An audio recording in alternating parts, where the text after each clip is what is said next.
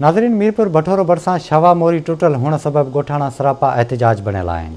इन हवाले सां विजिलिंग ते मौजूद है इंतजार खट्टी जी इंतजार मौजूद आहियां हींअर मीरपुर भटोरो लॻे ॻोठ ॾनी खॾी में, जिते शावा जी मोरी आहे जेका हितां केतिरनि सालनि खां जेको आहे उते टुटल आहे। इन हवाले सां जेके हिते ॻोठाणा आहिनि उन्हनि मासूम ॿारनि समेत एहतिजाजी मुज़ाहिरो कयो आहे। अचो त उन्हनि खां ॻाल्हि ॿोल करियूं त उन्हनि जो छा चवणु आहे। जीअं त हीअ मोरी 3-4 सालनि खां भॻल आहे ऐं हितां जो ॻोठाणे जा 15-20 ॻोठ आहिनि जिन जो हितां गुज़र आहे ऐं उहे सभु हींअर शहर खां बीमारी सीमारी हवाले खां कटिया पिया आहिनि।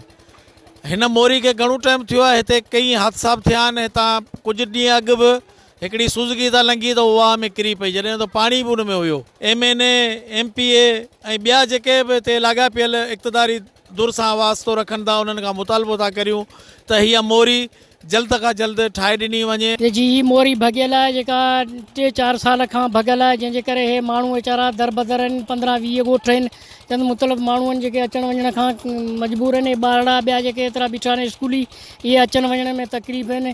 इन जे करे वसवारनि खां अपील आहे त हीअ मोरी ठाराई वञे त महिरबानी। शावा वाह निकितल जंहिंजी मोरी टुटल आहे, जेका ॾनी खॾीअ खे साम्हूं बिल्कुलु हुन जा मोरी टुटल आहे। हिनखे 3 सालनि खां हीअ टुटी आहे, जंहिंमें 15 खां 20 ॻोठ हिन मोरीअ खां महरूम आहिनि। ॻोठ जी मोरी क़दीम टाइम खां थी डही पई आहे। असां बीमारी सीमारी ॾाढा मुश्किलात में आहियूं ऐं असांखे हितां अचण वञण लाइ का गाॾी खणण लाइ तयारु कोन्हे।